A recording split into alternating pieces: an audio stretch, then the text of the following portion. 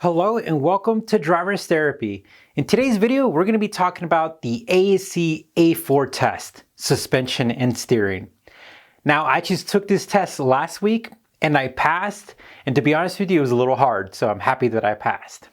And on top of all of that, that is number 3 out of 8 tests in order to become the ASE Master Certified Technician. Well guys, in this video, we're going to be talking about areas where I think you guys should be studying for the A4.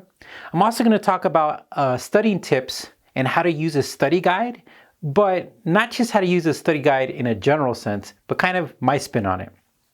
So without further ado, let's kick it off. All right guys, so the ASE A4 test is a little harder than I imagined. And it kind of makes sense afterwards. I didn't really think about it, but suspension components, there's so many of them and there's so many different types. And if you really think about it, there's cars, there's sedans, coupes, there's SUVs, there's trucks, and all those most of the time have different types of suspension. And over the generations, those suspensions have been developed, changed, added, removed, just as most normal automotive parts. But the crazy thing is that when you're studying for the A4, it's a little hard because you're getting questions about suspension components that I personally wasn't very familiar with. A good example is like the leaf springs. Now, they usually come in trucks, but before then, leaf springs used to be kind of common in vehicles when they were first introduced. Now, I really haven't had a lot of exposure to that. I've done a lot of work with other types of suspensions, usually independent suspension components. So that was kind of new, so I had to do a lot of research on that. Now let's get into the meat and potatoes of this video, and this is so we can help you pass your test. All right guys, I'm going to divide this video into 2 parts.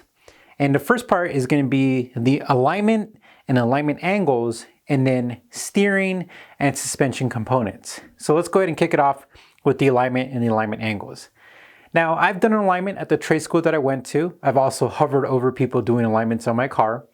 And I've just always been curious about that fancy alignment printout that looks like a math test.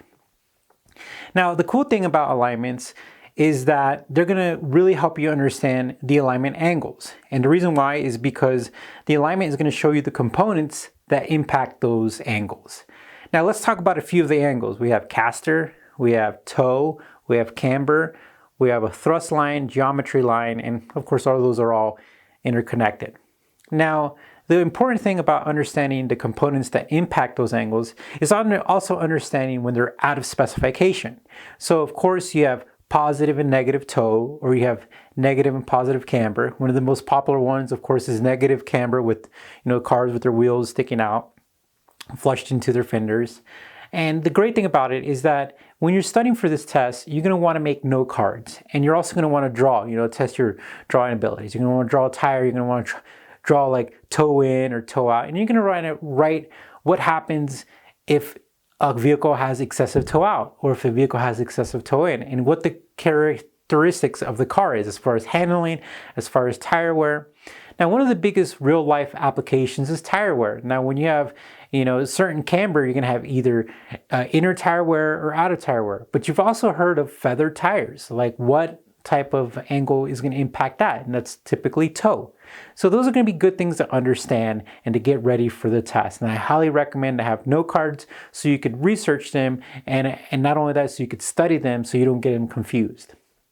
All right, let's go ahead and move on to the next side, and that's going to be the suspension and the steering components.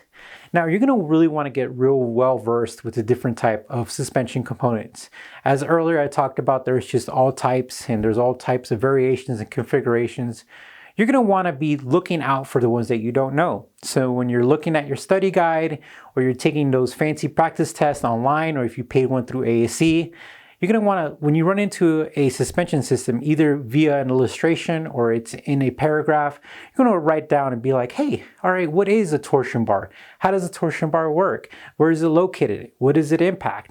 And what you're going to do is you're going to want to start getting yourself familiar with those.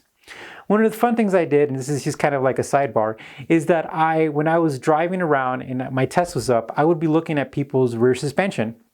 If I could see it and I'd be calling it out, I'd be like, oh, he's got a rear axle there's a torsion bar. Oh, that looks like independent rear suspension. So I was trying to go out there and just, work on my study skills by just looking at cars as well. So while you're looking at that, the most important thing too is to try to find YouTube videos of people either replacing it, repairing it, upgrading it. One of the great things I saw is, especially with off-road vehicles, there's a huge community with that, with off-road trucks and Jeeps and all kinds of craziness. They do a lot of suspension work, and rightfully so. They're doing a lot of crazy stuff. And it's really cool because you got to really see a lot of this stuff being done, explain the pros and the cons. So a lot of those videos are out there, just like you're watching this video on YouTube. They're very helpful. And I'll try to post a few of them that I found very helpful during the time I was studying. As far as steering goes, I highly recommend understanding the theory of operation. And what I mean by that is really getting a good visualization in your head of how something works.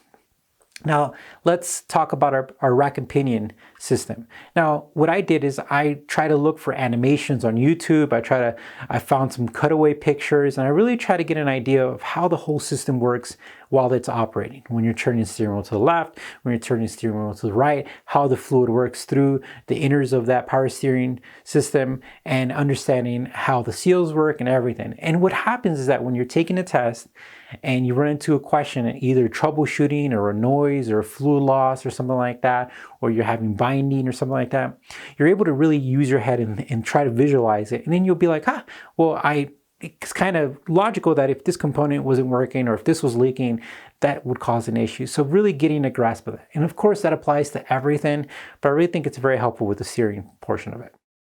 Well guys, I really hope you found those two parts very helpful. When it comes to study guides, what I do is, no matter what study guide you're using, is I take the test, I take my notes, and then I write down stuff that I need to research on, and I use YouTube, or I just try to gather as much information as I can from our good old friend Google. Now, what I also do is after I take those 6 tests, I go back and I take the 6th test again. Now your study guide might have more than 6 tests, but this one is 6 tests, so I'm using that as an example.